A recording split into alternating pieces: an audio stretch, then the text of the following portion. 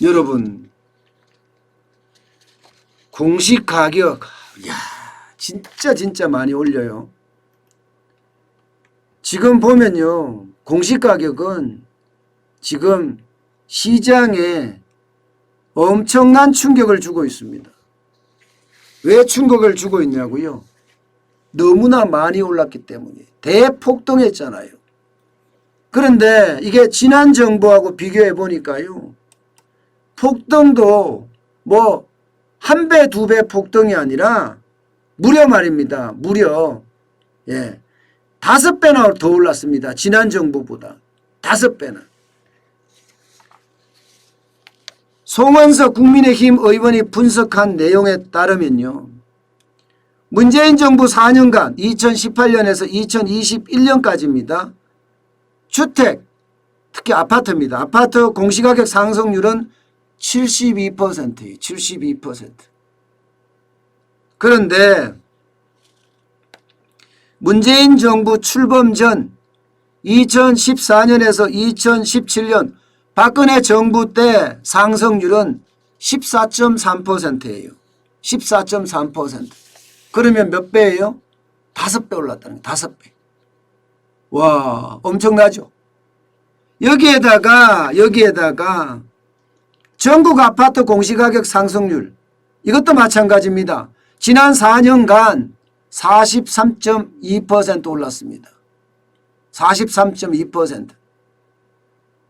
직전 4년간은 15.5% 올랐거든요. 2.8%입니다. 앞서 말씀드린 5배는 서울이고요. 지금 말씀드린 거는 전국입니다. 그러면 전국적으로 아파트 공시가격이 올라간 게 2.8배, 서울은 5배 올랐다는 이야기죠. 서울은 5배. 그러고 보면요, 여러분, 진짜 웃기는 건 서울은 왜 5배 오르죠? 전국은 왜 2.8배가 오르고요? 이런 게 보면 결국은 서울의 어떤 부동산을 잡기 위해서 공시가격을 더 올렸다, 이런 얘기도 지금 가능하게 되는 거죠. 물론 여러 가지 상황에 따라서 서울이 더 많이 오를 수 있다고 이야기는 하지만 그래도 배수가 너무 차이 나잖아요. 2.8배에 5배면요. 전국은 5배인데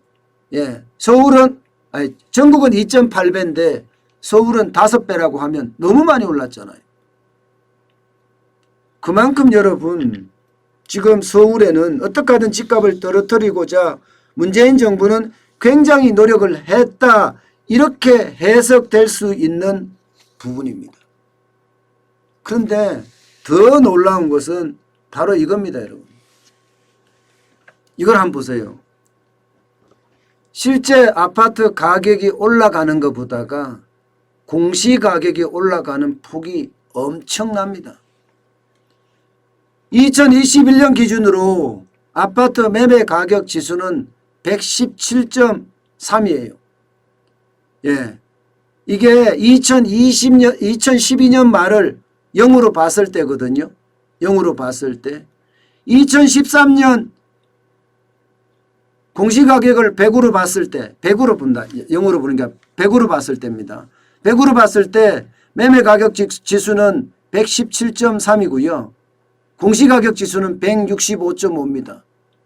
그러면 얼마나 올랐다는 거예요? 공시가격이 월등하게 빠르게 지금 올라간다는 이야기잖아요. 월등하게 빠르게.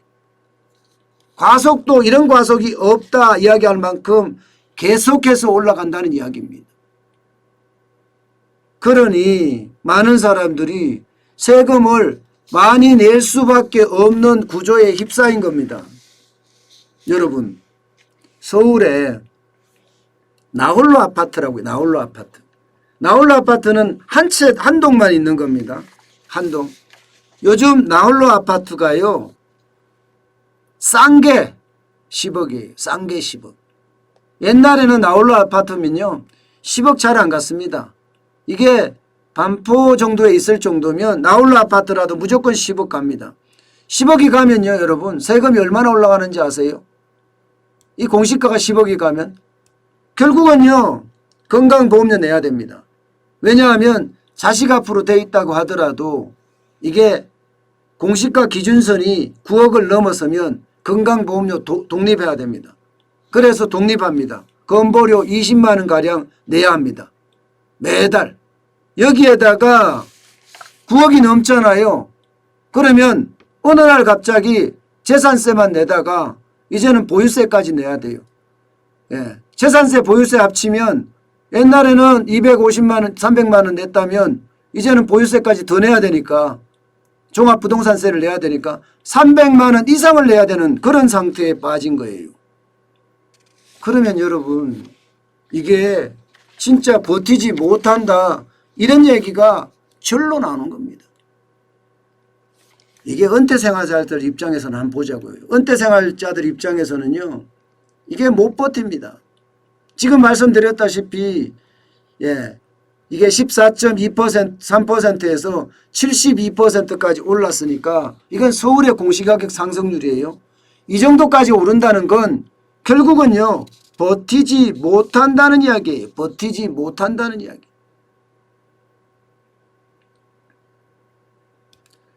문제는요. 지금 여기서 끝나지 않는다는 데 있습니다. 왜냐하면 공시가격 자체가 시세하고 괴리감이 굉장히 크거든요. 지금 서울의 공시가격에 대한 과세 기준이 어느 정도 되나 하면요. 아파트의 경우가 많았을 때 한 70% 정도 됩니다. 70%. 그러니까 공시가격이 10억이면 7억 정도를 가지고 과세를 때린다는 거예요. 그런데 이게 앞으로 계속 올리거든요.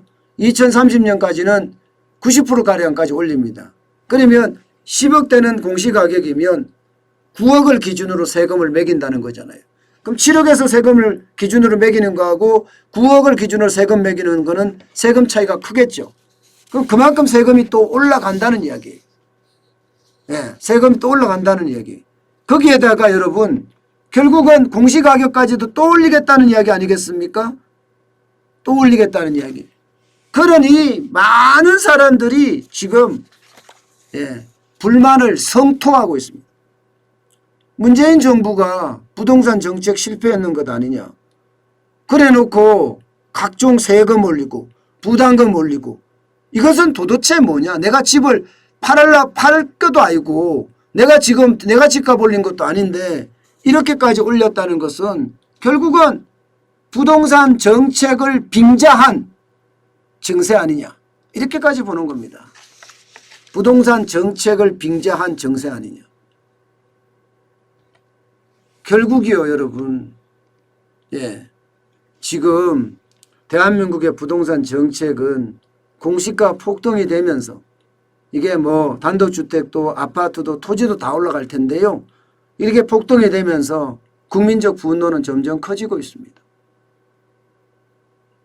결국 나라가 정책을 잘못해서 부동산이 폭등했는데 그 폭등한 세금은 오로지 국민의 몫이라고 하니 참 어쩌면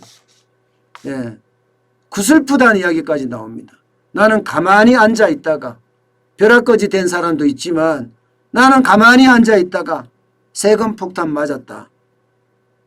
정부가 북치고 장구치고 다 해놓고 세금 폭탄은 나에게 떨어뜨렸다. 이렇게 얘기하는 거거든요. 참 어찌 보면요. 앞으로 점점 더 이런 상황은 커질 겁니다.